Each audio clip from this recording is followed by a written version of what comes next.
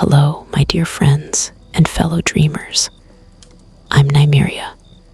Welcome to Nymeria's Cozy Fantasies, and welcome back to our very first shared journey together. Tonight, we're starting our adventures in the most fitting place, a high, quiet tower in the heart of an ancient school of arcana. So many of you have asked for an immersive journey that blends deep lore with gentle, comforting routines. That's exactly what this is. Tonight, you are my apprentice, a student of the school, and we have a very important, very quiet task before us. If you're ready, cast off your day. Settle beneath your warmest blanket. Let the worries of the world drift down the staircases. Take a slow, steady breath, and let us begin. You wake not to the clang of a bell or the shout of a roommate, but to the deep, profound stillness that only heavy, ceaseless snow can bring. It is the kind of quiet that feels intentional, as if the very air outside has been layered with silk to muffle all sound. You are lying in your four-poster bed, tangled pleasantly in the heavy linen sheets. The thick, dark blue velvet hangings are drawn closed, creating a warm, secluded cave against the bitter cold of deep winter. You allow yourself one luxurious, unhurried moment to simply breathe in the safe, familiar scent of your sleeping space, dusty parchment, old cedar wood, and the faint, residual magic of your last successful charm. Beyond the curtains, you can still hear the muted sounds of the chamber, the soft, rhythmic sigh of a roommate sleeping soundly, the low, distant crackle of the embers in the dormitory hearth. Even the wind, which usually howls like a restless spirit around the conical roof of the tower, is reduced to a soft, persistent whisper. This is the house of the Zenith, the house of air and intellect, and your dorm is situated higher than nearly any other occupied space in the immense, ancient castle. On a morning like this, when the snow is heavy enough to silence the grounds below, you can truly feel the scale of the structure you inhabit. The stones of the tower, laid over 1,000 years ago, are always humming with a low, deep magic, and you can sense the immense weight and history of this place around you. You reach out a bare arm and gently pull back the heavy curtain. The room is steeped in a luminous, silver-gray light. The sun is still hidden behind the snow clouds, but the whiteness outside reflects the dawn beautifully through the tall, arched windows. Your roommates are scattered around the circular room, some already beginning the slow process of waking. One is already sitting up, yawning and rubbing their eyes, while another seems determined to spend the entire day cocooned beneath the covers. You recognize the dedication. You climb out of bed, meeting the stone floor with a slight shiver, and quickly move to your trunk. The heavy woolen trousers and the deep crimson sweater of your house are the only appropriate armor against this cold. As you dress, your eyes drift toward the walls. The dormitory is adorned with shimmering, midnight blue tapestries. One in particular, near the common study table, depicts the legendary scholar of the calm flame. She is shown standing before a simple bowl of charmed water, her expression perfectly serene. This tapestry is a piece of foundational house lore. It depicts the creation of the aura of perpetual warmth, the foundational charm that ensures the castle's massive hearths and fireplaces never truly extinguish. It is not fire magic, but elemental control, ensuring that even when the flames die down to embers, the warmth lingers for hours, gently protecting the inhabitants. It is a subtle piece of kindness woven into the school's very foundation, and you are grateful for it every single deep winter morning. Wand in hand, you leave the dorm, carefully pulling the heavy door closed behind you. The descent is slow and meditative. The spiral staircase hugs the inner wall of the tower, the marble steps worn concave by generations of students making this same journey. There is a specific rhythm to your steps, avoiding the third step from the top, which has a distinct, low groan, and knowing where the curve of the wall shifts just slightly, requiring a quick adjustment of your balance. It is a quiet language between you and the ancient stone. The common room below is already populated by a handful of dedicated scholars. It is a wide, airy space, despite the weather, thanks to the vast arched windows that look out over the snowy grounds. The enchanted ceiling, usually reflecting the blue, moving cosmos of the night sky, today mirrors the soft, gray light of the snow-laden dawn. You walk past the immense hearth, drawing in the dry, comforting warmth. A few senior students are asleep in the overstuffed, crimson velvet armchairs, books resting open on their chests, a silent testament to their all-night labors. You pause only to retrieve your bag of books and parchment, feeling the familiar, comforting weight on your shoulder. You are ready to begin the day. The great staircase is already beginning to hum with activity. This is the heart of the school's structural magic. The stone here feels alive, and as you begin your downward journey, the great staircases are slowly, silently shifting and resetting their paths for the day ahead. You pass a small, silent gaggle of first years huddled near a suit of armor that stands in a tall niche. This is the sentinel of the western wing, and it is permanently enchanted to stand guard. Its brass plaque is so tarnished with age you can barely read the name of the warrior it once protected. But the stories persist. The sentinel occasionally challenges students to a riddle contest, demanding a poetic answer before letting them pass. Thankfully, it seems content in its silent vigil this morning. You pause by a corridor lined with portraits of former headmasters and headmistresses.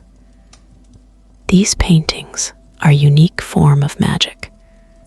They are not ghosts, true spirits who lingered, but rather sophisticated magical echoes imbued with the personality and memories of the subject.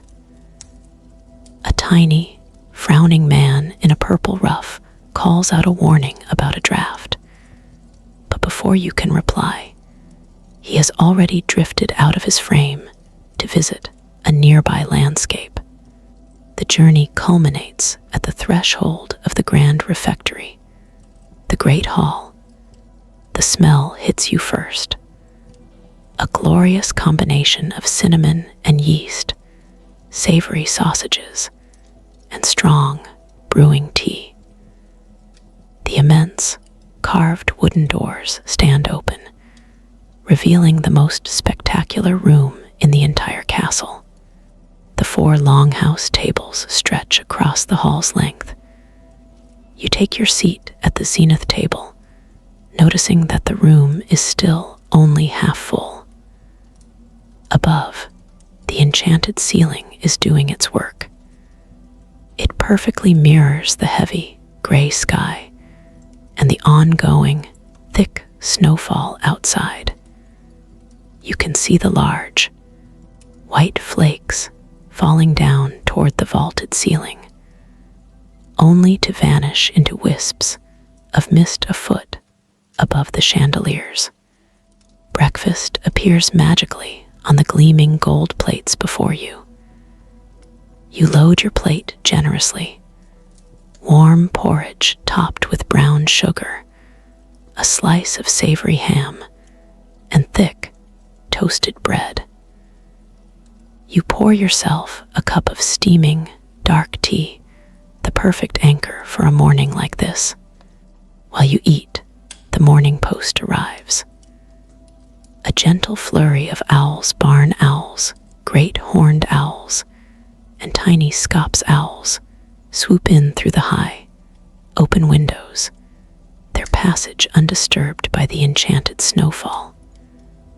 One large, magnificent eagle owl lands right beside your plate, dropping a copy of the Daily Herald of Arcana before quietly accepting a piece of ham.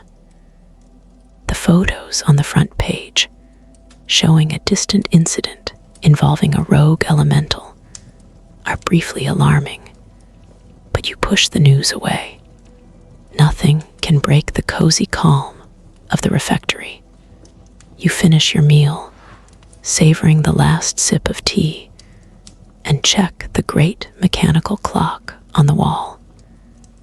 Time for the first class of the day: practical warding and containment.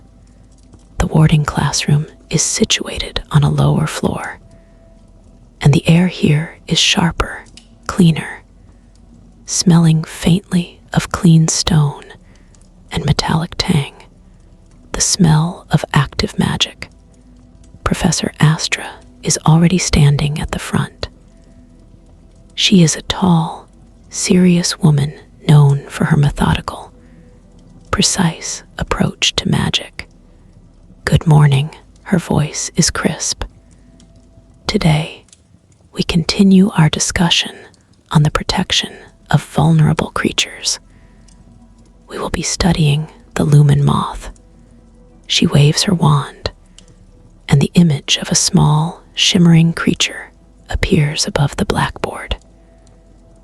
It looks like a moth made entirely of fragile, cold moonlight, its wings constantly scattering tiny flakes of harmless magic.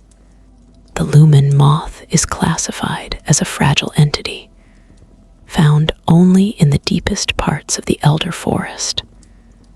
They are harmless, but their shimmering light is a byproduct of their nervous system. When exposed to bright, sudden light, like an errant spark from a botched charm, they become disoriented, and their light fails, leading to their rapid demise. You pull out your new charcoal ink and smooth parchment, the quill scratching softly against the grain as you take notes. Our task is containment without coercion. The charm is called the flicker charm, or Lumo's sparrow light, I hope. It creates a soft, consistent light source that calms the creature, allowing it to be safely transported without panic. Professor Astra demonstrates the wand movement, a slow, looping figure eight, followed by a precise, gentle tap. The incantation is spoken in a low, almost soothing tone. A small, perfect orb of stable, gentle light appears above her palm. The class spends the next hour practicing the movement, and the calming tone. It's hard, too sharp a tap, and the light flares and vanishes. Too rushed a loop, and the light is unstable. Your wrist aches as you strive for the perfect, gentle curve. You focus entirely on the feel of the cool, smooth wood of your wand, the subtle, satisfying scrape of your boots on the stone floor as you reposition your stance, and the soft, repetitive sound of the incantation being whispered around the room. Finally, you manage it. A small, steady, pale yellow light hovers perfectly above your palm. It is not bright, but it is utterly stable. Nymeria would be proud. Next period is historical arcana, which meets in the deepest, oldest part of the castle, a large, drafty amphitheater below ground level. The professor, a perpetually frowning ghost named Master Phineas, drifts in through the chalkboard without preamble. Phineas is the only ghost teacher at the school, having famously passed away in his sleep while grading essays, and simply rising the next morning to teach, leaving his body behind in the staff room. We continue our study of the boundary stones. Phineas drones, his voice a dry, papery whisper that makes your eyelids instantly heavy. You fight the urge to drift off, taking rapid notes on the history of the massive, rune-carved stones that line the perimeter of the school grounds. The boundary stones were not placed by the four founders. Phineas informs the class, drifting near a stained glass window. They predate the castle itself by at least 5 centuries. They are gnomish work, a form of ancient earth magic meant to create an impermeable psychic wall, not against physical entry, but against temporal drift. Temporal drift, that is the interesting part. Before the stones, Phineas whispers, the castle was prone to what we call echoes of the past. Students would report hearing the sounds of the first age builders, or seeing glimpses of the elder forest before the castle was constructed. The gnomish magic anchors the ground in its current moment, preventing the chaotic overlap of time. It's a fascinating concept, the castle being protected not from physical enemies, but from its own vast history.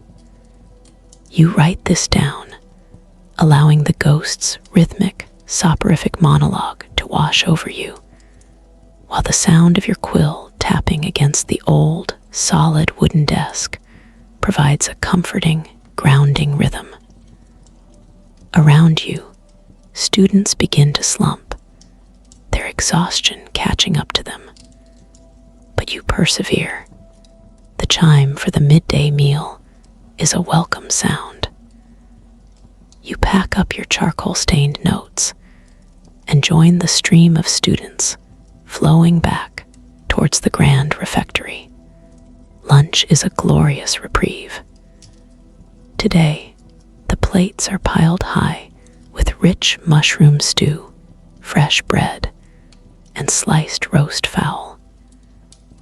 The enchanted ceiling still shows the snowfall, but it has lessened now, allowing brief, shimmering streaks of weak winter sunshine to pierce through the clouds and illuminate the hall in thin, golden shafts.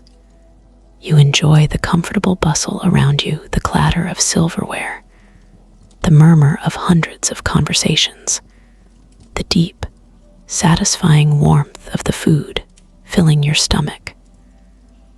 You lean back, watching a house sprite flit playfully between the candles on the staff table, carrying tiny slivers of butter to disgruntled portraits. Everything feels safe, well-fed, and deeply, perfectly ordered. The afternoon is a free period, and there is only one destination: the central library of Arcana. You make the familiar walk, up the great marble steps, past the gallery of famous duelists, and into the hushed, immense space. The library is a sanctuary. The shelves rise high into the vaulted ceiling, stuffed with centuries of knowledge. The air smells of old leather, paper dust, and a faint, sweet smell of protective preservation charms. You nod to the librarian, a stern, watchful woman named Madame Silver, who guards her collection fiercely. You move quietly past the main aisles, heading deeper into the history section. You are researching your essay for Professor Astra on the historical context of magical secrecy. You find the oldest volume you can, on the Great Silencing, a treatise on the separation of worlds. You settle into a deep, carved oak chair in a quiet alcove near a leaded window. The pages of the book dry and brittle beneath your fingertips. The book discusses the Great Silencing of the 17th century, the magical treaty that formally separated the magical and non-magical populations in the Northern Hemisphere. The lore is detailed and complex. It was not merely a physical concealment, but a massive, sustained global charm intended to make the non-magical population simply forget the reality of magic.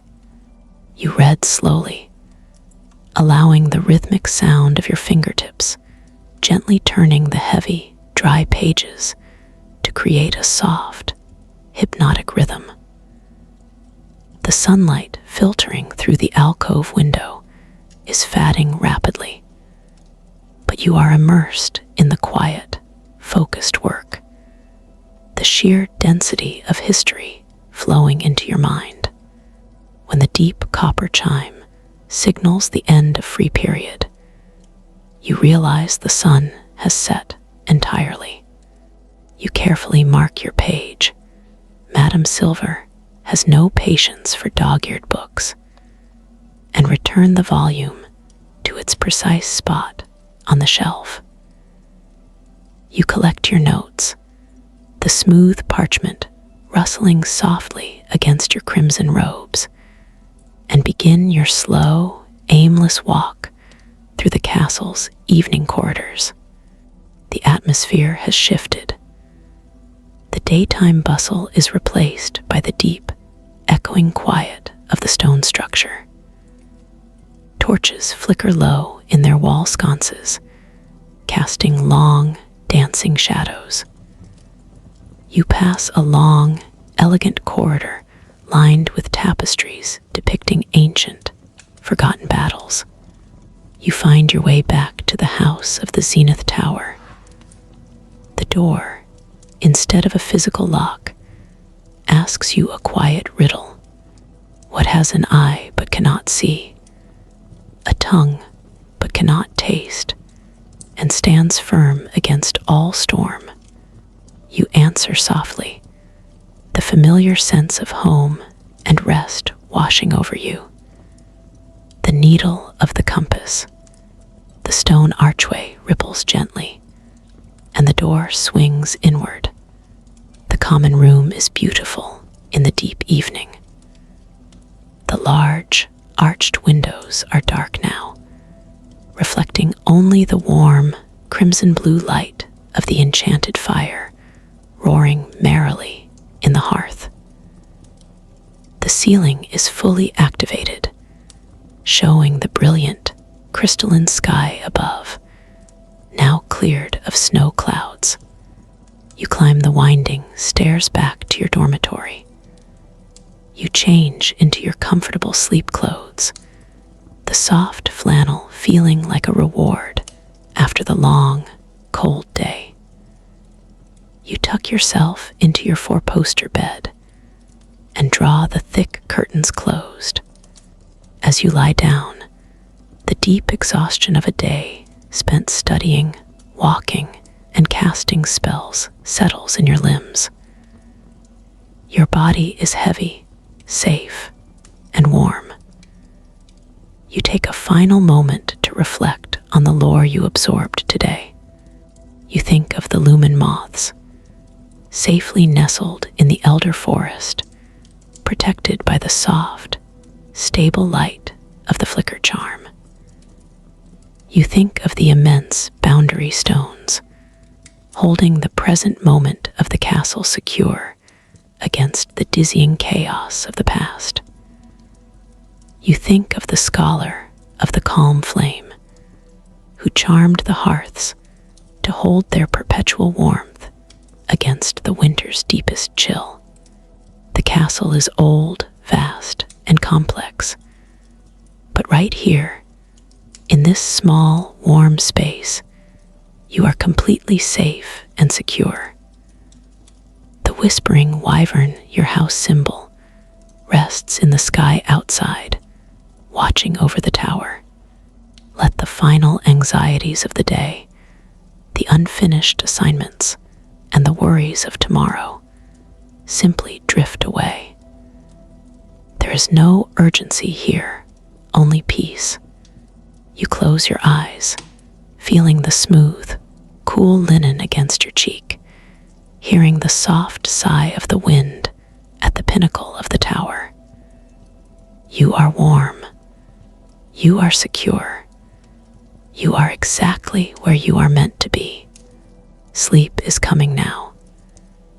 Let the deep, ancient magic of the School of Arcana hold you fast and keep you safe throughout the long, quiet winter night.